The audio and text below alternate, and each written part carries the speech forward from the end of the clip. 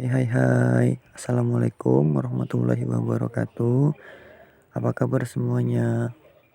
Di video kali ini saya akan menjelaskan macam-macam gaya dan pesawat sederhana. Bisa kalian simak videonya sampai akhir ya. Perkenalkan, nama saya Nova Sustriantoro, NIM 2023022383. Saya dari Universitas Muhammadiyah Palangkaraya ingin mempresentasikan salah satu materi yang berjudul mendeskripsikan hubungan antara gaya gerak, gaya gesek, dan energi melalui percobaan gaya gravitasi, gaya gesek, dan gaya magnet, dan menjelaskan tentang pesawat sederhana. Baiklah, di sini saya akan menjelaskan tentang gaya gravitasi. Gaya dapat berupa tarikan atau dorongan. Gaya tidak dapat kita lihat, yang artinya benda itu akan selalu jatuh ke bumi karena adanya tarikan dari bumi. Tarikan itu disebut juga dengan gaya tarik atau gaya gravitasi. Bumi juga mempunyai gaya gravitasi yang namanya gaya gravitasi bumi. Semua benda yang jatuh ke bumi akan adanya gaya gravitasi bumi.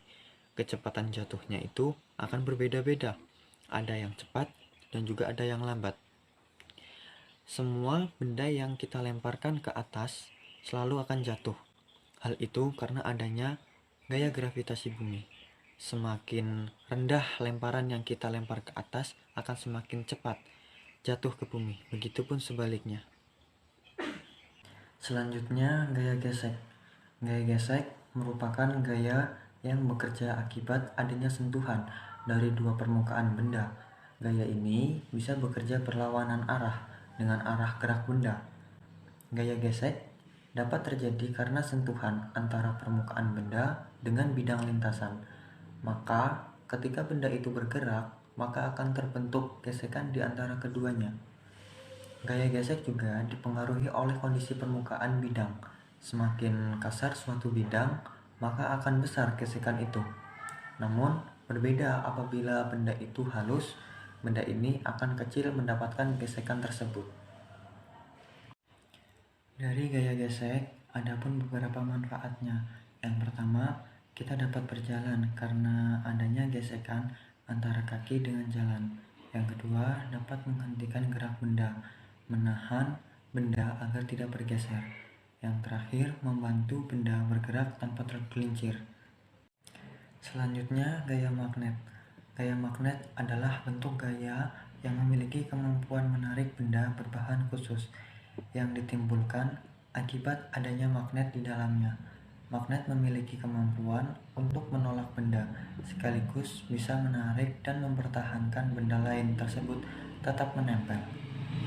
Ada dua jenis magnet, yaitu magnet alam dan magnet buatan.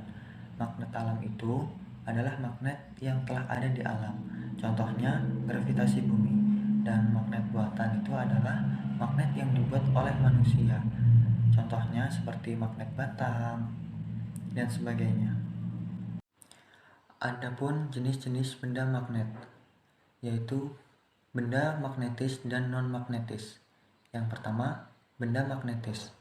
Benda magnetis adalah benda-benda yang dapat ditarik atau digerakkan oleh magnet. Benda magnetis ini antara lain mengandung seperti besi, baja, dan nikel. Yang kedua, benda non-magnetis.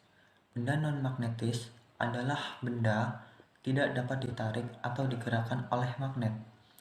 Benda non-magnetis ini dapat berunsur logam maupun non-logam. Gaya magnet dapat menembus benda.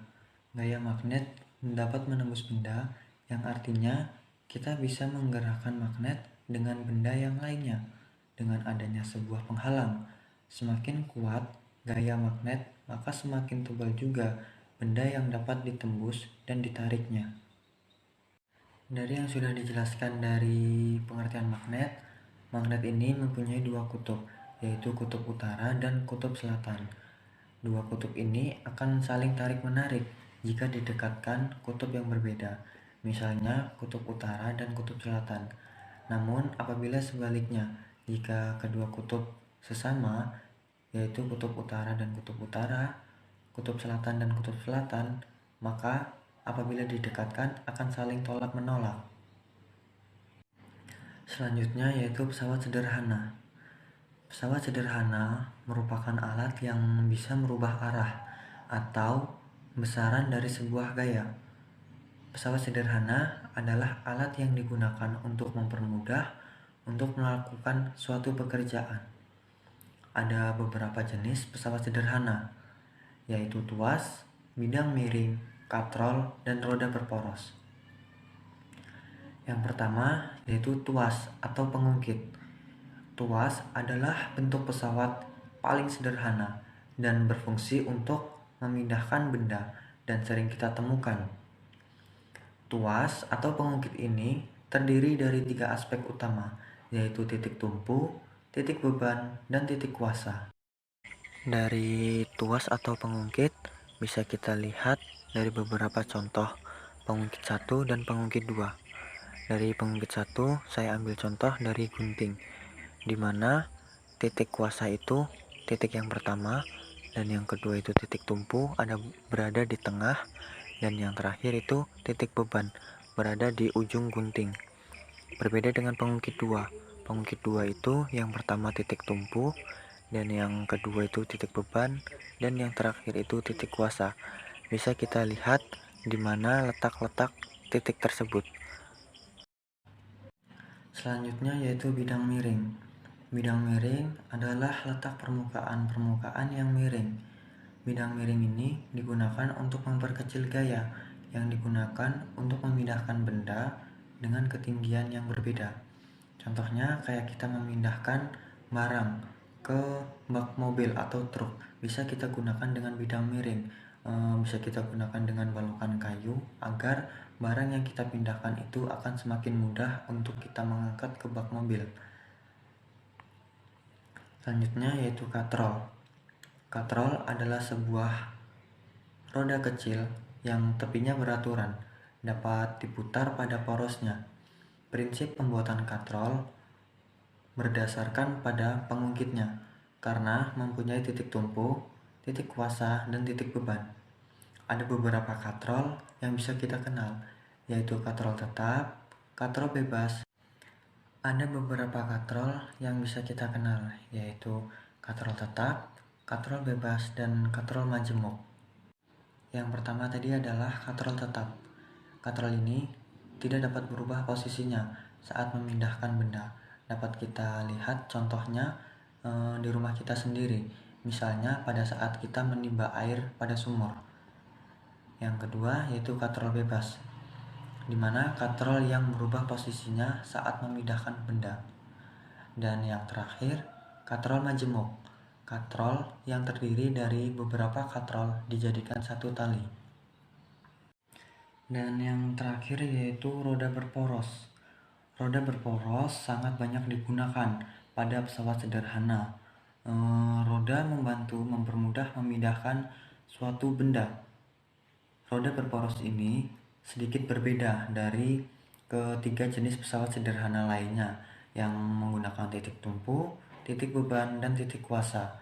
Contohnya yaitu sepeda, mobil, dan gerobak.